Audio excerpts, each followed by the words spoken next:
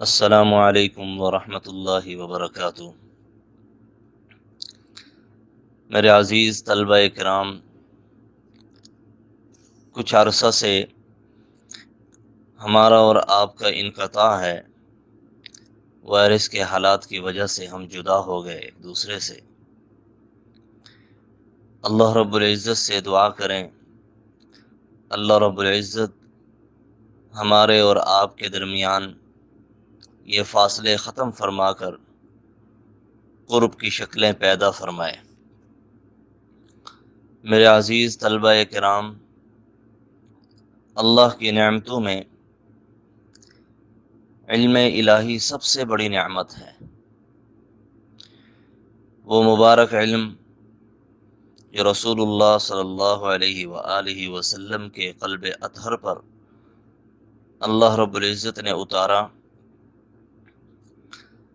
جس کا ایک ذرہ ساری کائنات سے زیادہ قیمتی ہے۔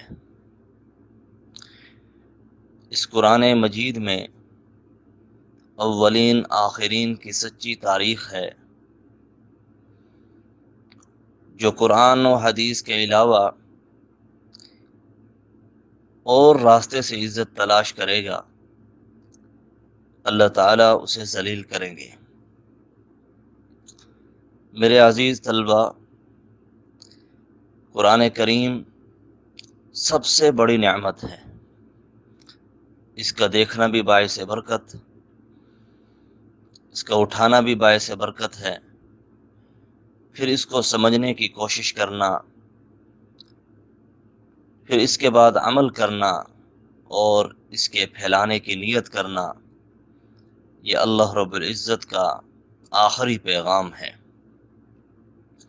محترم عزیز طلبہ کرام، اللہ تعالی ہمیں قرآن و حدیث کی قدر کی توفیق عطا فرمائے۔ عزیز طلبہ کرام، آج ہم درجہ ثالثہ کے ترجمے کے پہلے سبق کا آغاز کرتے ہیں۔ اللہ سے دعا فرمائے اللہ رب العزت اس میں برکت نصیب فرمائے۔ اعوذ باللہ من الشیطان الرجیم، بسم اللہ الرحمن الرحیم۔ رب یسر ولا تعسر وتمم بالخیر وبک نستعین یا فتاح۔ رب یسر ولا تعسر وتمم بالخیر وبک نستعین یا فتاح۔ رب یسر ولا تعسر وتمم بالخیر وبک نستعین یا فتاح۔ اللهم صل على محمد وعلى آل محمد كما صليت على إبراهيم وعلى آل إبراهيم إنك حميد مجيد۔ اللهم بارك على محمد وعلى آل محمد كما باركت على إبراهيم وعلى آل إبراهيم إنك حميد مجيد۔ میرے عزیز طلبہ اکرام، یہ قرآن مجید جو میرے اور آپ کے ہاتھوں میں ہے، یہ کتاب خود آپ کو اپنا تعارف کرائے گی۔ تنزیل من رب العالمین، آسمان سے نازل شدہ ایک عظیم ذات کی طرف سے یہ کتاب آئی ہے۔ جو جتنا زیادہ متوجہ ہوگا وہ اتنا ہی اپنے دامن میں زیادہ لے گا، جو جتنی کم توجہ دے گا وہ اتنا ہی محروم رہے گا۔ تو قرآن کریم کا ترجمہ پڑھنے کے لیے کچھ آداب ہیں، ان کا لحاظ کریں گے تو بہت کچھ حاصل ہوگا، اگر آداب کا لحاظ نہیں کریں گے تو محروم ہوں گے۔ ان میں سب سے پہلا ادب وہ تصحیح النیت ہے، اپنی نیت کو صحیح کر لینا، یہ بنیادی چیز ہے۔ اعمال کا اعتبار نیت پر ہے،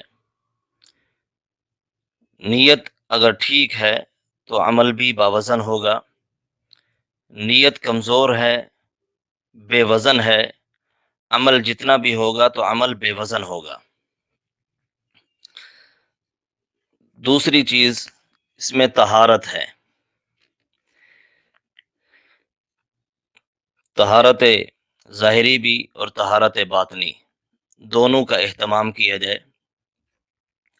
حدث اصغر اور حدث اکبر دونوں سے آپ پاک ہوں۔ طہارت باطنی بھی ضروری ہے، پھر جا کر آپ کو قرآن کے انوار اور حقائق تک آپ کی رسائی ہوگی، ورنہ نہیں۔ طہارت باطنی اخلاق رذیلہ، گھٹیا قسم کے اخلاق، عجب ہے، تکبر ہے، ان سے بھی آدمی پاک ہو۔ امام راغب اصفہانی نے لکھا ہے، لا یمسہ الا المطہرون، قرآن کے انوارات اور حقائق کو وہ آدمی پا سکتا ہے اور ہاتھ لگا سکتا ہے جو آدمی پاک ہو، ظاہراً بھی پاک ہو اور باطناً بھی پاک ہوں گے۔ بہرحال میرے عزیز طلبہ، قرآن کو سمجھنے کے لیے طہارت ظاہری بھی اور طہارت باطنی یہ دونوں ضروری ہیں۔ تیسری چیز کثرت سے ذکر کرنا ہے، اور اس کے آداب میں چوتھی چیز قرآن پاک کی عظمت کا قائل ہونا۔ پوری کائنات میں قرآن سے بڑھ کر عظمت والی کوئی چیز نہیں ہے۔ اور پانچویں چیز، اس علم کو حاصل کرنے کے ساتھ ساتھ بد نظری نہ کریں، بد نگاہی نہ کریں، فضول کلام نہ کریں۔ ابن قیم رحمۃ اللہ علیہ فرماتے ہیں، جب سے آنکھیں ہم نے جھکائیں اس دن سے خدا کی قسم قرآن و سنت کی حلاوت اور لذت ہم نے محسوس کی۔ اور یاد رکھیں عزیز طلبہ، بد نگاہی ایک قرضہ ہے۔ اور چھٹی چیز، مالداروں کی صحبت سے بچیں۔ اور ساتواں ادب یہ ہے، اولیاء اور متقی لوگوں کی صحبت کو لازم پکڑیں، جس کی نشست و برخاست قرآن و سنت کے مطابق ہو وہ متقی ہے۔ یہ چند اہم باتیں تھیں جو میں نے آپ کے سامنے ذکر کی، قرآن مجید کے سبق کو سمجھنے کے لیے ضروری ہیں۔ درجہ ثالثہ اس تفسیر کا مقصد یہ ہے، قرآن کریم، اس کی تفسیر اور ترجمہ سے طالب علم کو ایسی مناسبت پیدا ہو کہ وہ رفتہ رفتہ تفسیر سے براہ راست استفادہ کر سکے۔ لہٰذا ہم اس درجہ ثالثہ کے قرآن کریم کے ترجمے کے علاوہ راج کول کی بنا پر آیات کا شان نزول، ان کی راج تفسیر اور اس کے ساتھ آیات سے مستنبط ہونے والے احکام و آداب کو اختصار کے ساتھ بیان کریں گے۔ اللہ رب العزت سبق کو دھیان کے ساتھ، توجہ کے ساتھ سمجھنے کی اور اس کو یاد کرنے کی اور اس پر عمل کرنے کی ہمیں توفیق نصیب فرمائے۔